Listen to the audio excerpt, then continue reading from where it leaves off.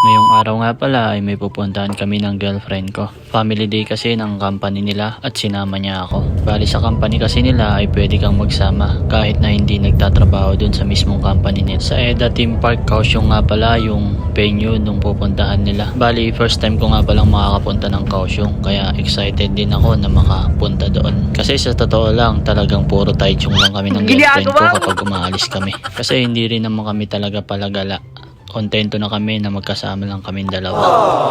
At dahil nga halos 3 oras din yung biyahe ay natulog muna ako. At makalipas nga ang ilang oras na biyahe ay nag-stop over pa nga dito kasi marami nang gustong mag-CR. At nagtuloy-tuloy na nga yung biyahe namin at habang palapit na papalipit kami dun sa pupuntahan namin ay ang ganda ng mga view na nakikita namin. Kaya ang sabi ko sa girlfriend ko ay videohan niya kasi siya yung malapit sa bintana ng bus. At may nadaanan pa nga kaming tunnel. Bali mahaba tong tunnel na to pero maiksi lang yung na-videohan ko. Ito yung unang tunnel na dinaanan namin. At paglabas ng tunnel ay ito yung makikita mo. Green na mga puno, mga damo. Ang sarap tignan. May nadaanan nga rin pala kami mga taniman ng bayabas. Sobrang daming bayabas talaga makikita nyo dito. Halos mga nakabalot pa. Siguro ito yung mga ini-import sa ibang bansa or sa mga palengke. At may nadaanan pa nga kami mga daanan na zigzag. Naalala ko tuloy yung mga daan sa Quezon Province dun sa Pidukan ng Manok at dun sa Santa Fe, San Nueva Vizcaya. Hindi lang kasi siya zigzag, paakyat din kaya nakakatakot din. Ang haba nga din ng biyahe namin dito kasi almost 3 hours din yung papunta dun sa Kaohsiung. Pero masaya naman yung biyahe kasi parang binabiyahe ka papuntang probinsya. Nakakamiss tuloy yung Pilipinas. At makalipas nga ang halos 3 oras na biyahe ay nakarating na din kami dito sa lugar na pupuntahan namin sa EDA World Theme Park Kaohsiung. At dito nga ay akala namin ito na mismo yung lugar pero papasok pa lang pala ito. Pero makikita nyo dito mga bossing ay napakaganda talaga ng view. At makalipas nga ilang oras na biyahe ay nakarating na din kami dito sa EDA World Theme Park Kaohsiung City, Taiwan. Siyempre nagsuot na ako ng shades dyan kasi mainit nga. So pagbaba namin ay nag-vlog na agad ako dyan. Akala nyo si Daniel Padilla no? Si Daniel Padilla yan. At habang naglalakad nga kami ay nakita agad namin itong rides na to. So grabe, ang taas talaga. Nakakatakot siguro dyan sumakay.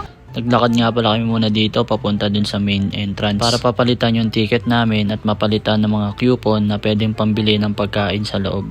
Pagkarating nga namin sa mismong sakayan ng mga rides ay ito agad yung bumungad sa amin. Grabe naman yung rides na to. Siguro kapag nakasakay ako dyan, pagbaba ko hilong-hilo ko. At dito nga ay hawak ng girlfriend ko yung monopod. Kaya ang sabi ko sa kanya ay ako na yung maghahawak para makapag-video ako ng maayos. Akala mo naman artista, nakasalamin pa. Grabe mga bossing, napakaganda ng view dito sa taas. At syempre sasayangin ba namin yung pagkakataon na mag-picture. At pagkatapos nga namin mag-picture ay naglakad na nga kami pababa kasi nandun yung mga rides na pwedeng sakyan. Kaso pagbaba namin ay imbis na sa rides kami mapunta ay dito kami sa bilihan ng pagkain. Anong oras na rin kasi kami nakarating dito kaya nagugutom na rin kami. Kaya bumili muna sila ng pagkain. Pagkatapos nga nilang bumili ng pagkain ay pumili na kami dun sa una namin sasakyan. Di ko alam yung tawag dito pero makikita mo yung view sa baba.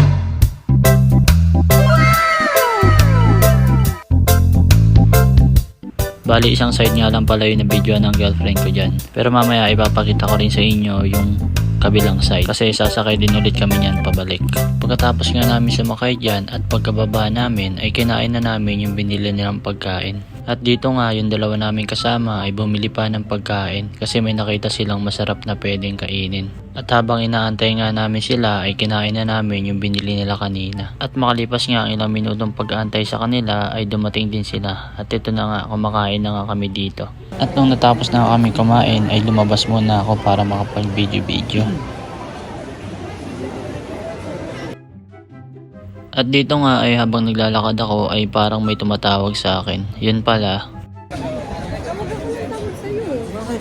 Yung isang cellphone nasa iyo, iPhone, tapos yung... Ay, wala akong connection. Sige.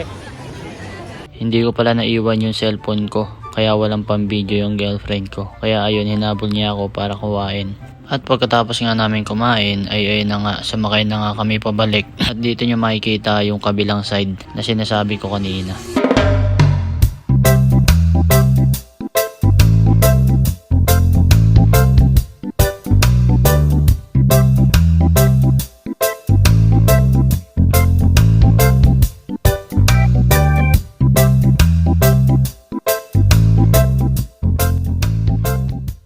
At pagkababa nga namin ay nakita ko nga ulit itong rides na to. Gusto ko sana talaga sumakay dyan kaso bigla rin ako natakot. Kaya sabi ko sa susunod na lang ako sasakay.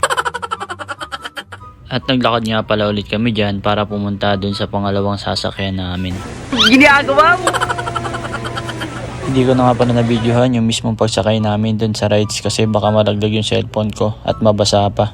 Pagkatapos nga namin sumakay dun sa pangalawang rides ay inaya ko yung girlfriend ko dun sa basketballan. Kasi gusto kong itry baka sakaling manalo. Dito pala sa laro na to ay may 10 bola kang isushoot. Kapag nakashoot ka ng 6 na bola ay may premyo ka na. At kapag nakasyam ka naman na bola na shoot ay may uuwi mo yung malaking stuffed toys na yan na kulay dilaw. Kaso ang nangyari ay naka-4 lang ako na shoot. Pero okay lang naman kasi matagal na rin ako hindi nakapag-basketball. At least nakashoot pa din ng kahit 4 na pirasong bola. So yun lang mga bossing for today's video. Ingat tayong lahat.